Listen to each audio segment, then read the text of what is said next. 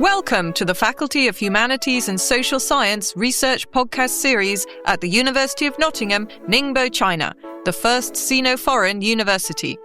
I'm Dr. Mary Jane Ainsley, Associate Professor in International Communications. And I'm Dr. Derek Irwin, Professor of Applied Linguistics. We're coming to you from the Language and Pedagogy Laboratory here at the Faculty of Humanities and Social Sciences. For this edition of the series, we are delighted to be joined by Dr. Richard Frenneaux. Richard joined the School of International Communications as an assistant professor in 2023 after receiving his doctorate from Griffith University, Queensland. Now, prior to joining academia, Richard was the principal songwriter, frontman, and producer for the Sony-signed band Red Light Company.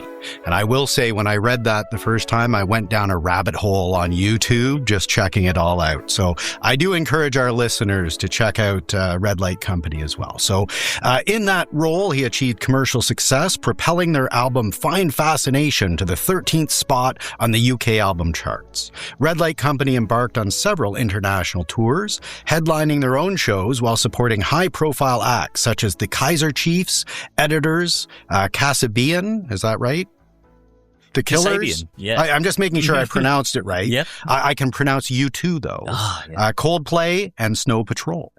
You know, I deliberately gave you that bit. I know. I because I wanted to hear you say make that. sure I'm really hip. You did sound very hip. Thank you. I'm working on it. Yeah. Alongside his far-reaching impact on the music industry, Richard published the book The Music Industry in the Digital Age: How Platforms Are Redefining Pop, DIY, and Participatory Culture in 2025 with Bloomsbury Publishing. Okay, so Derek, I think when I talk to you about the music industry and the music age, then we're probably in sort of the age when, you know, you had turntables and all that. Where are you going with this? I used reel to reel when I first started my theater degree. We actually, to do sound. Did the movies have synchronized sound? We were mostly silent films, but you sometimes synchronize the sound with the piano player at the front of house. Yeah, I thought so.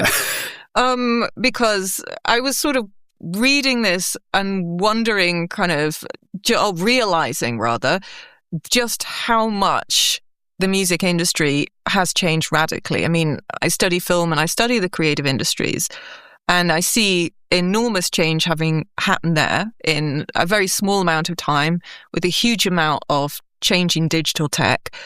But actually, the music industry almost seemed to have moved much kind of faster in many ways. And I hadn't actually realized just how fast that was. Like, it was within my lifetime. You know? You're so short lifetime. My brief Mary. little lifetime on this planet, yes. That I'd seen enormous changes take place in this way. Well, all of us have, right? And that's one of the cool things about this book is it kind of highlights how this is the beginning of what could be actually quite a substantial process even going forward. I'm sure Richard will want to talk about this a little bit more. He probably will. I suspect he will. And we should actually, full disclosure, Richard has helped us with the sound on this podcast as well. He's kind of the reason this whole thing exists. So without him, this wouldn't exist. So thank you for that. My pleasure. And it's about time we had you on here. Yes, certainly. Also, I think what's important to state from that very kind of impressive biography that we gave in the beginning, we are actually talking about very, very, very much practice-based research here, an embedded scholar, which we don't often get, or we don't get enough, I would say. I mean, there's certainly a movement in this direction. We have kind of filmmakers now becoming kind of film theorists and film scholars and film historians and things. I'm coming from my own background again there.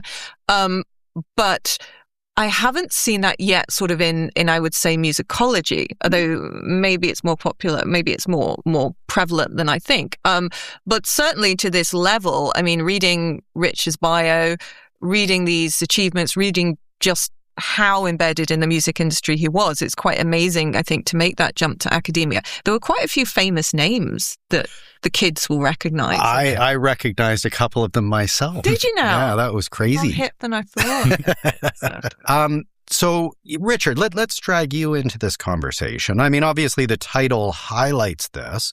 Mary's point here is really good. That, in fact, having all my points are really good. I'm sorry, they are all very good. Thank you. But the one that she brought up with you as a practitioner, but also a reflective practitioner, this, I think, really informs the book, and you front your own positionality right from the very beginning, which I think you is were important. there when all these crazy changes were taking place, I guess, and actually kind of that's how you began, as I understand it, because I love the fact that Richard begins his book with basically him in his bedroom. Okay, sort of. Well, let's let him say this. So, tell us about the role of MySpace in your career. Yeah, MySpace. Remember that? No, that's well before my time. Well, I could say it changed my life. I mean, MySpace was definitive in terms of my career trajectory. I guess that's the starting point for the book, right? And that is also platform disruption, which is the fundamental engine behind all of this industry change that we're seeing. But for me, it was that ability from the bedroom to democratize my creative output and be able to almost game the system in a way of getting eyes on the music that I was making. The more work that I put into it, even if I wasn't the most talented, right, the more I see results. You are pretty talented, Rich. Okay, like let's not play that down at the start. Okay? Well, there's certainly better musicians, and more accomplished. And at the time, I was, very much a DIY kind of bedroom artist, which now is a lot more prevalent, I guess, in terms of the way that artists operate than it was then.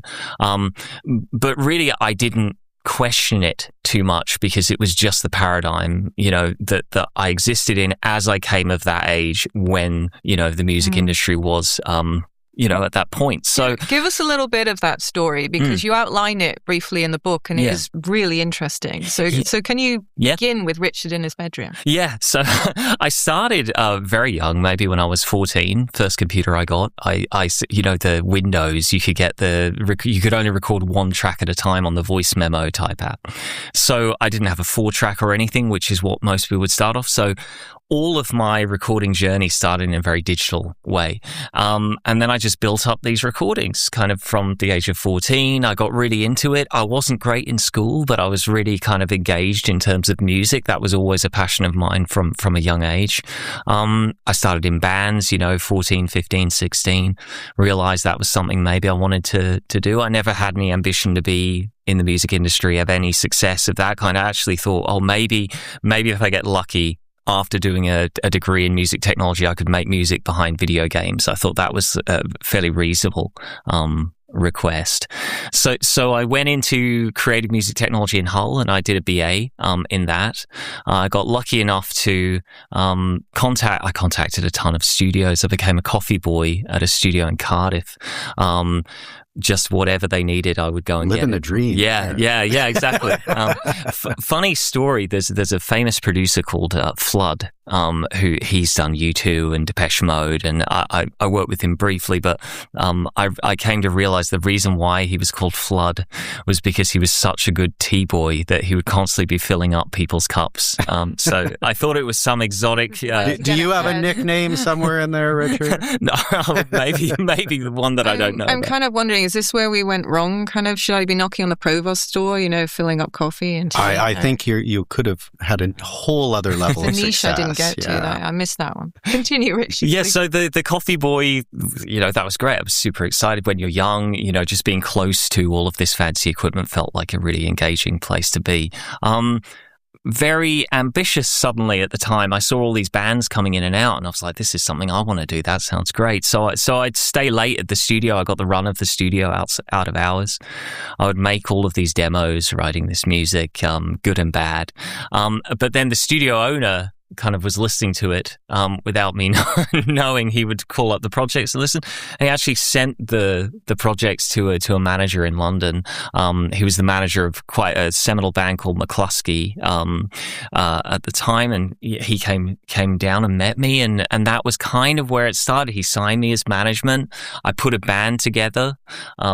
In my own kind of Svengali way. This wasn't entirely organic, it was something where it's like, I need to achieve this. So I put adverts in papers. But not totally manufactured. You weren't like a boy band. Self-manufactured, I guess. It was, certainly Nothing not... wrong with a boy band. I didn't say there was. I was simply trying there was a to... noted disdain. Not at all. I am a K-pop aficionado. Do you even know what that I is? don't, actually. Let's skip my comments. Please. Yeah, very naive at the time, though. In many ways, that was born out of some decisions made. For example, I put an advert on the internet for a bass player, needed a bass player. Someone from Wyoming, the least populated state in America, replied. That was Sean, who ended up becoming the bass player in the band. But he flew over with all of his equipment in his suitcase with no money in his bank account and immediately got deported. And then we managed to get him back in the country to actually start playing, and he got some money in his account. And, there was a kind of figuring it out, and that was the kind of process. You're smiling wistfully as you recount all of these details. I've said that story many times in interviews back in. It just reminds me of the interview process of being in a band, and kind of the stories. And now you are reduced to Mary and Derek. Where did it go wrong? It's nice looking back on it. It's just that there's a distance of time, Mm-hmm. It's not a straight road, and I don't think any artists, kind of have a direct path from, one spot to another. Certainly it's going to be interesting, and I was extremely lucky. There was a space of 2 or 3 years in my life from that studio, being a coffee boy, to getting signed, to putting that record together. And it was just the right moment in the UK music industry where the MySpace bands were in vogue. We could make a living out of touring, which is something I touch on in the book, which is much more difficult now. So I had far more advantages just because of the environment that I was coming out of. Learned a lot of lessons. And the one thing that it gave me was a really good base of people to talk to and a kind of foundational knowledge of how all of that infrastructure worked, even though it's very different now. It's interesting listening to you because you sort of reinforce the way how fast this industry is changing, in that you're sort of reminiscing about this and saying, oh, we did this, you can't do that now. And this is not that long ago still. But ultimately, these kind of paths have changed so much by technological development. Before I actually get onto the book then, can you just finish the story and tell us, how did you then stumble into academia? Yeah, stumble's a good word. I guess from being in the band, we did pretty well. We got that record out, and I made a bit of a name for myself. But we toured a lot for good solid 5 years of touring, which was quite exhausting. I'll be honest. As much as I love playing live, I much prefer being in the studio and being creative. So that was definitely something that called me back. So from being in the band, I then went into being a co-writer and producer. And I then kind of worked with lots of pop artists. I was on Universal for a time and working with, a little bit of a factory line process of, new people every day and then also developing people over time. So that gave me even further insight into actually the mechanics of the pop industry, the mechanics of how artists build themselves through these participatory kind of exchanges and how important it is to have that plot, that story. As I said, it was a factory line process. One thing about that is it can feel a little bit like Groundhog Day. And I got to this point a little bit where I thought, well, what's the end goal? I kind of had my taste of a lot of the things that I enjoyed in the music industry. And there was that question.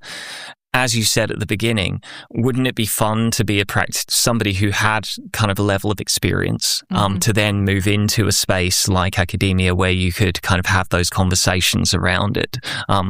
So that was one of the main motivators. I thought, are there many people doing this? The idea of moving into academia to escape Groundhog Day, though, is a little bit surprising. I mean, both Derek and I have been in Groundhog Day for quite a while now. Yes. We live highly stimulating and variated lives. Indeed, we do. Yes. Okay. Now, I'm going to pick up on something here, Richard, because I notice this kind of twin idealism and pragmatism actually also runs through the book. It's really interesting to see where there's this concept of artistic vision, but of course you're dealing with an industry and all of the challenges that can bring to a kind of creative mindset, or but even the idea of distribution, so modern distribution channels, like streaming and the like, you call a kind of democratization of dissemination, I suppose, or at least access to it. But then, of course, there's still gatekeepers and the algorithms and things like that cause issues. So, I guess I'm while reading the book, I was often both uplifted by the notes of idealism and wondering if the challenges to them are too great. I found that too. I thought the book offered a very good balance between both addressing the positive and negative effects of this change. I think you were very sort of careful to go over both of these and sort of saw how they came together in a package in this way. Could you speak a little bit about that and about those kind of changes, such as the issue of increased access that Derek pulled out? Yeah, I mean, I think, as you said, intermediaries or gatekeepers is an interesting situation within platform Can we disruption. define what we mean by it? Yeah, so for instance, you speak about the algorithm on Spotify. That could be considered a gatekeeper in terms of access to large audiences. But there's another layer, which is another intermediary between them. We have platforms such as Submit Hub, where anyone can submit their music to lots of playlist curators, and then they'll get their music on a playlist, and that signals the algorithm to then say, oh, people are listening to this, I'm going to then put it on other people's Spotify playlists. So you have layers of an onion of how to get to your audience. And in kind of Derek's age, the gatekeeper would have been one single person? Yeah, it's more singular, isn't it? And also it's more tastemaker based rather than metrics, numbers, algorithms making decisions. And so that change has... So these are people like DJs. Do you know what a DJ is? You're the one mocking my age. I sure do know what a DJ is. Okay, I'll stop. So at a radio station, but also, who the record executives and And it's hard to see how that would make any difference to your career now, really.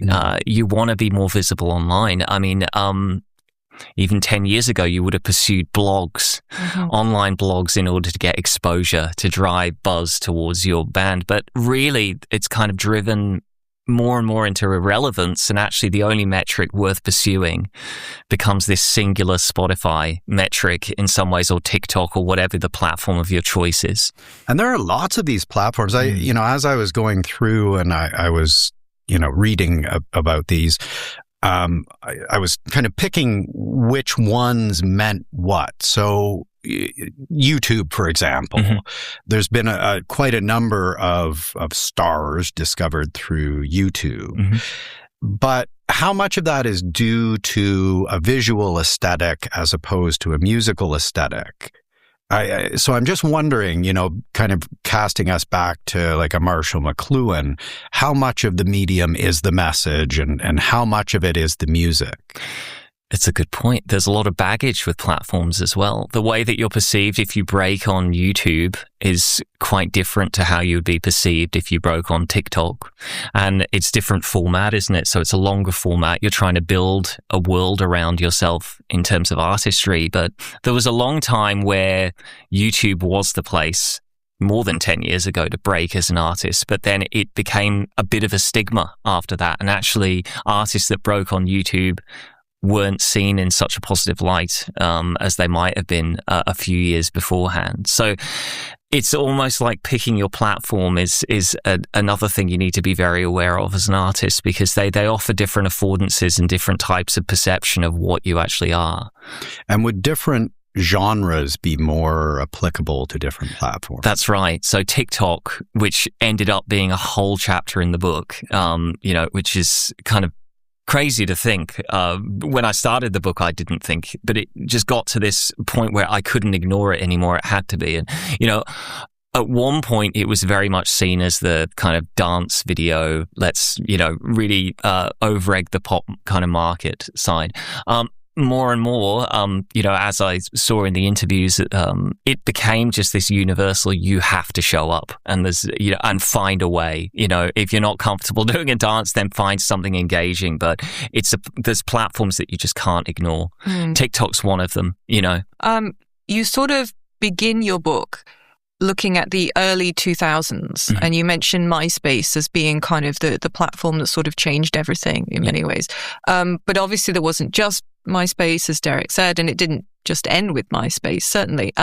So I wonder if you could go over for us the kind of main technological changes and platforms that have influenced the music industry since the early 2000s and MySpace. Sure. There was MySpace. I miss MySpace. I really mourn the loss of it, actually. It was a fantastic platform. I jumped on actually yesterday when I was reading this, because there are artists that are predominantly MySpace artists.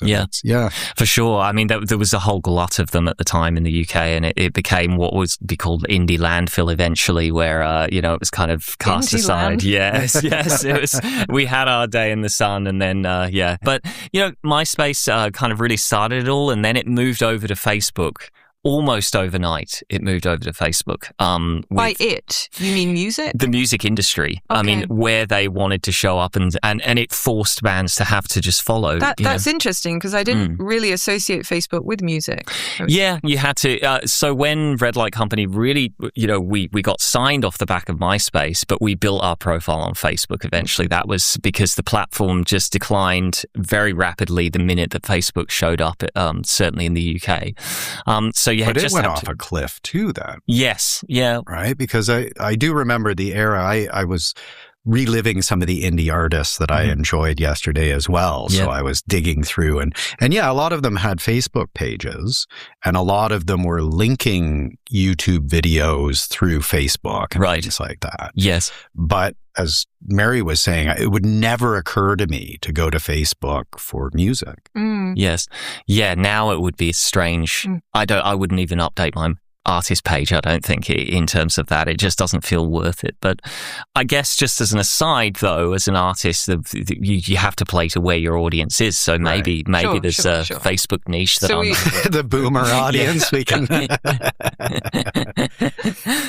So then it kind of proliferated, right? So we get to the 2010s, and it's all about hype, right? And blogs and all of these things. And that's, I guess, what I was touching on earlier. So there's a platform, Hype Machine, where a lot of the industry monitored these charts to see, who's showing up on Hype Machine, who's getting this blog action. So we saw artists like Lorde kind of take off. Lana Del Rey was another example of somebody who, puts kind of enigmatic things out to just tease the world, and but really not show too much face, and that became very popular in the early 2010s. So this fragmentation, independent blogs becoming this big thing online, and as we see this ascendance of Spotify as this undercurrent that's kind of underpinned everything, and this crescendo into basically that being the kind of dominant metric, really. When did Spotify become dominant? I guess it's become more and more dominant. I mean, when I was in when I was in my band, it was just starting around 2009 kind of time. But in terms of a dominant metric, it would be the mid 2010s, I would say, where you're really chasing getting on those good playlists, because people saw you can break an artist just off the back of one really good playlisting. Just like with TikTok, you can break very quickly off the back of one. By break? Yeah. So just getting that point where you cross over into, I guess algorithm loves you, and then you get this. You're viral. Yeah, to a point. I mean, I guess that would be the word, isn't it? It's because you do talk about memes and things like that. Yes, yeah. I'm going to just take a quick step back though, because what we're missing so far is the existence of how music is disseminated, which I think fundamentally shifted as soon as we had things like the MP3. Right. So prior to the current era, you could only have physical media. Yes. And so there were digital physical media with the CDs, but prior to that, there's cassettes and vinyl. And then once it became possible to have songs over the internet or digital transfers, that fundamentally shifted what it meant to have music, right? Sure. And I guess Napster was the big shift, right? And that was the pre-MySpace groundwork that we needed in order to have that platform disruption occur. But it also completely ruined the value of music in terms of people's perception. The fact that you could, when you say the value of music, what do you mean? Well, before you would have to, it was quite expensive in the UK to go and buy an album in a store, but then monetary value. Yeah, I could then go to, Napster in 99, and then it might take me 2 hours to download an album at the time, but it was free. And suddenly, music just didn't have that perceived worth that it did do before, which was an interesting kind of inflection point, and I guess the start of a disrupted traditional music industry. That was the beginning of the seeds of the new music industry, of how it was going to do. I'm interested in this concept of worth, because you touch on an interesting point that you also make reference to a lot in your book, which is kind of the idea that we have access to so much more music, and you talk about the democratization of the industry.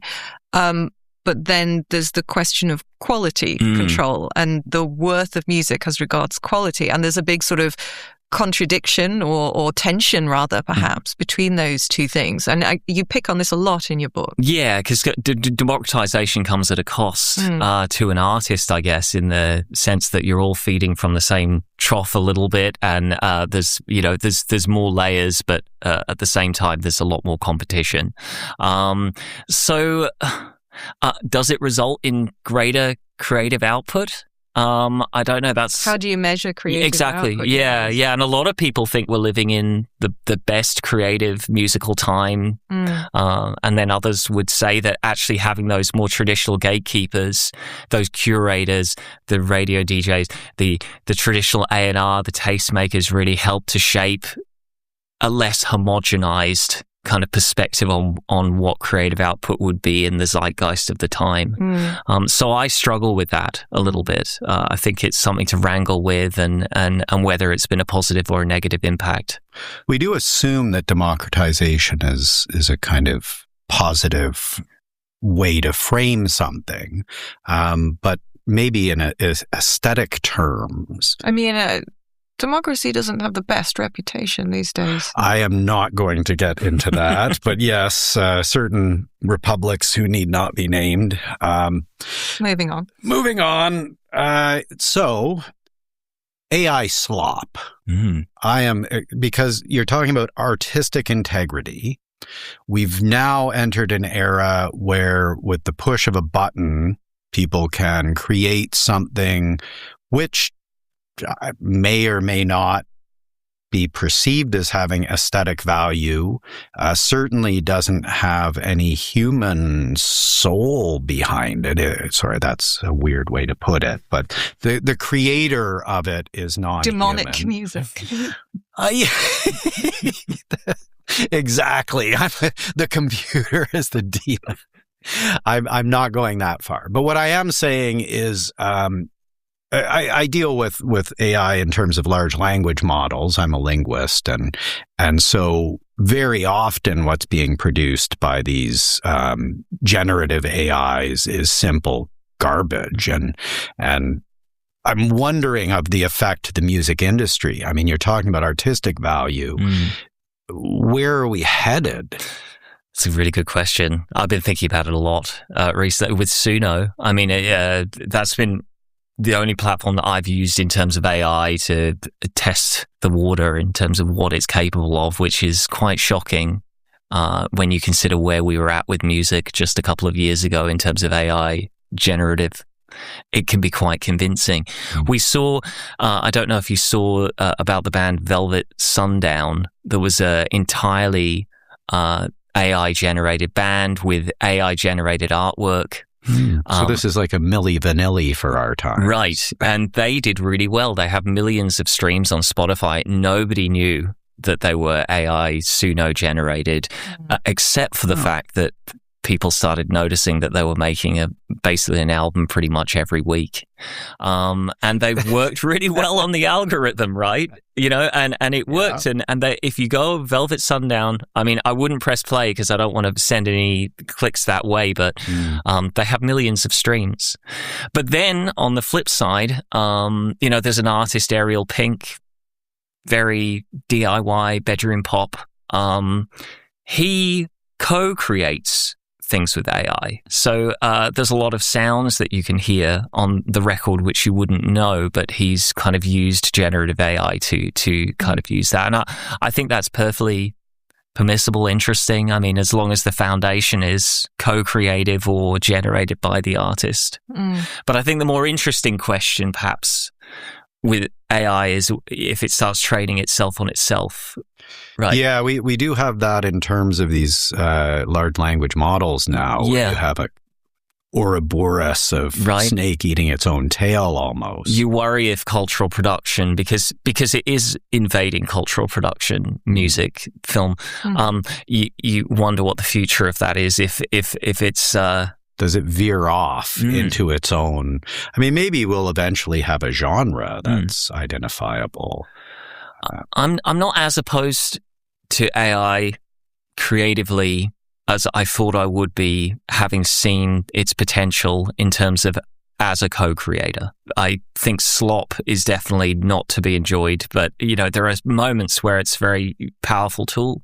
And if it stops people from having a writer's block or enables some creative output that wouldn't be possible, then I guess, yeah, it can be quite exciting. Isn't the concern though the flooding of these channels? So you know, AI, because it's capable of producing so much, which, you know, not even considering the quality or not, it can overwhelm the capacity of humans to use these channels. Yeah, I think certainly, and it's genre specific too. So if you look at lo-fi study beats, it's just the easiest thing to generate with Suno, and it sounds great. Why would anyone want to go and spend hours producing a lo-fi study beat when in that time you could just prompt hundreds of them, then create a playlist yourself? So I certainly think some genres, especially kind of vocalless genres, will really struggle. I don't think they've got a future. These wider questions that you're addressing, you touch upon all of these in your book. And one element that I liked in the book was that though it's not just you and your experiences, which are great, that you are drawing on, but also you actually interview a lot of experts as well. So people you've known in your musical career and people at different points in people at different sort of levels and having different professions in the music industry as a whole. You interview them and you also draw on their sort of ideas too and their responses to the kind of questions that we're asking now, which I think added a great deal to the analysis, certainly. And you list them at the beginning. I mean, obviously you don't give their names, they're anonymous, but you list all of the people you interviewed, and they are sort of artists and managers and label owners and people working in different parts of the industry. How did you actually select all of these specifically? And because this must have taken a lot of effort to talk to them individually, to go over the information they gave you at the same time. So I'd like you to talk a little bit about that process. Yeah, I tried to get a reasonably even spread because everyone has a perspective in the music industry in terms of what's positive and negative. If you're an artist, you would see things very differently to a label owner. So that was, I guess, one of the things about having that embedded kind of background was I have access to a lot of participants within the industry. I've worked with a lot of record labels from the co-writing and the producing side of my career. And I've worked with a lot of artists. So it was very interesting to see management's perspectives versus artists versus labels. If you as well look at major label artists compared to independent artists, they all have different layers in terms of the way that they perceive disruption and changes and how that might be positive and negative. But a lot of the people that I spoke to initially were for my PhD. And I got lucky in a sense because it was COVID at the time and people were a little bit more available and forthcoming in terms of speaking on Zoom. So I live events at a minimum. Yeah. So I did a lot of interviews for the PhD and thankfully a lot of people came forward for the book and then I added some additional people there. But even one of the people I interviewed, I think I'd name him there anyway, Derek G.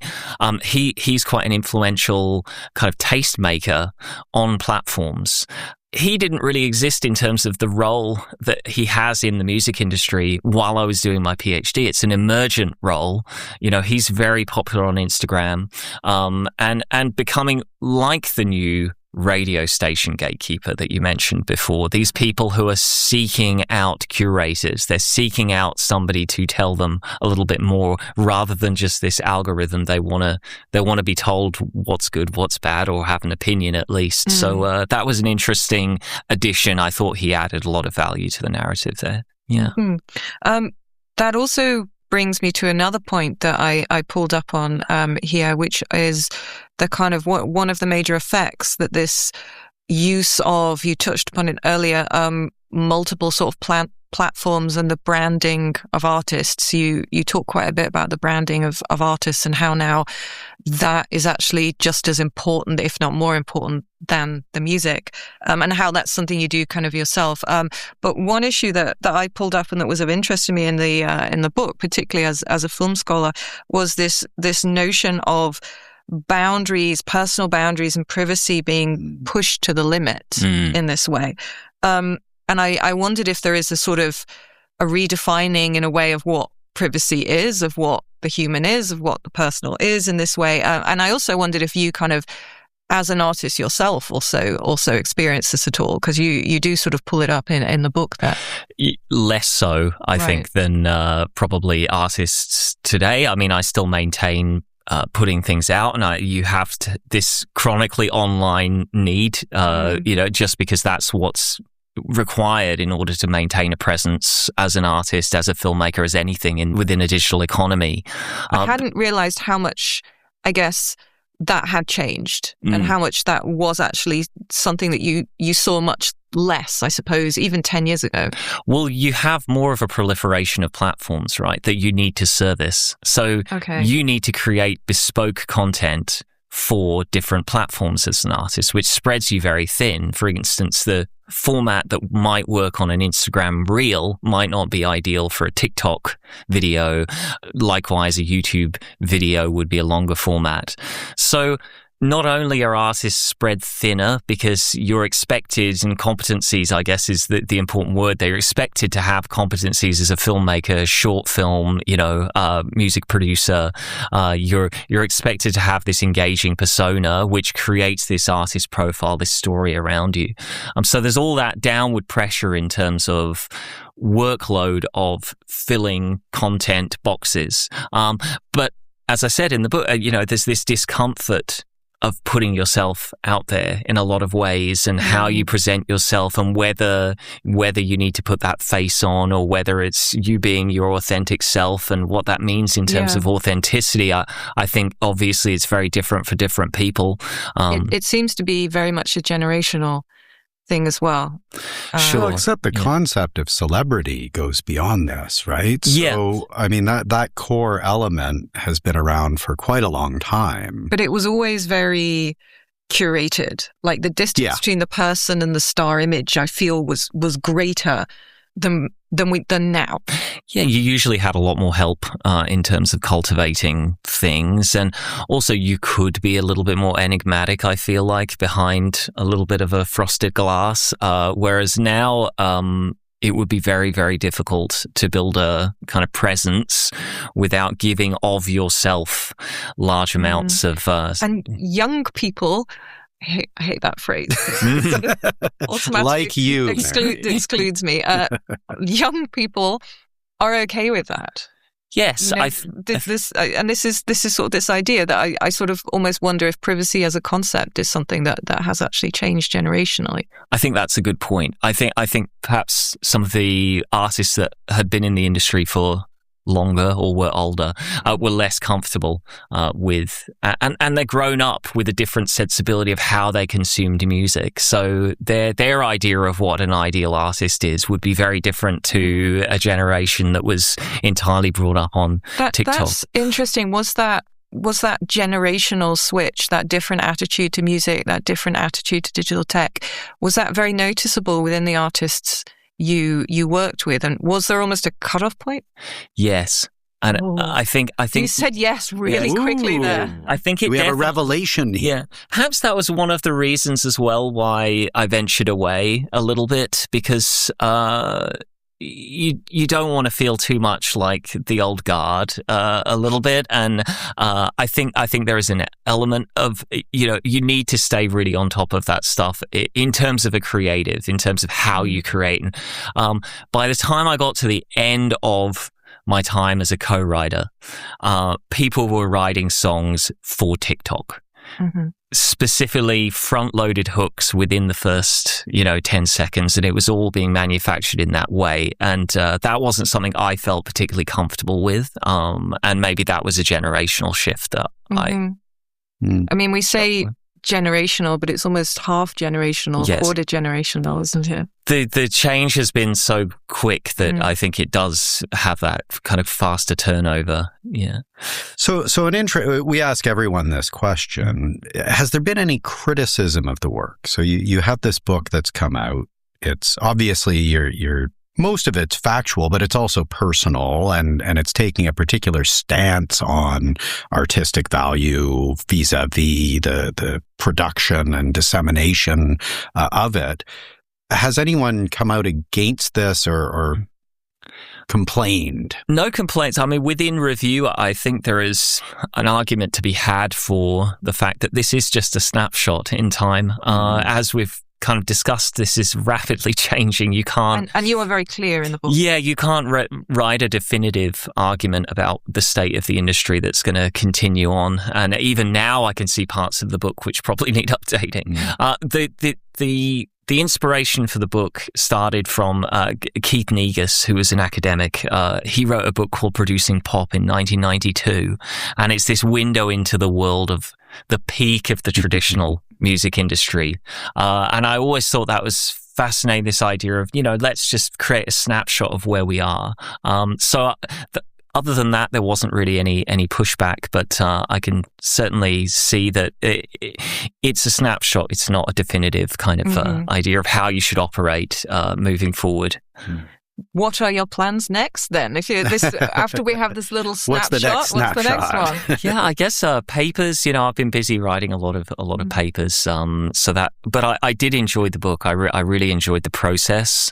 I don't know if a lot of people enjoy the process of books, but I think for me it was very enjoyable. So maybe at some point in the future it would be nice to venture a little bit more into the weeds of perhaps more focused part of the industry that I would like to. So you would stay in the music industry as regards your research? Yes, it's a little bit of my comfort zone, I guess. But I like it. I find it an interesting space because it branches off into a lot of different areas. I think you can apply a lot of creative industries and theoretical sides to music.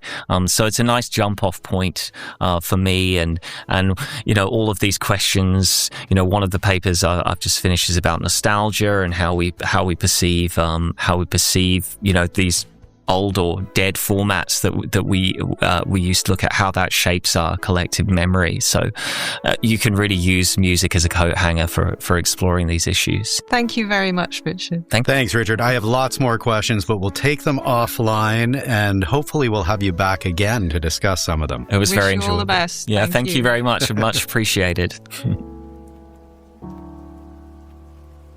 With 110 academic staff from 22 countries and regions, the Faculty of Humanities and Social Science is committed to delivering world-class teaching and research, with a growing focus on interdisciplinary projects.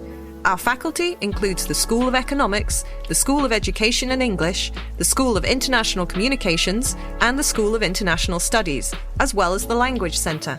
We are committed to internationally renowned and excellent research in a thriving transdisciplinary environment of outstanding individual and collective research. Our faculty is home to a number of groundbreaking projects, including but not limited to digital heritage, game cultures, the historical and contemporary Silk Roads, health economics, cognitive neuroscience of language, and gender studies.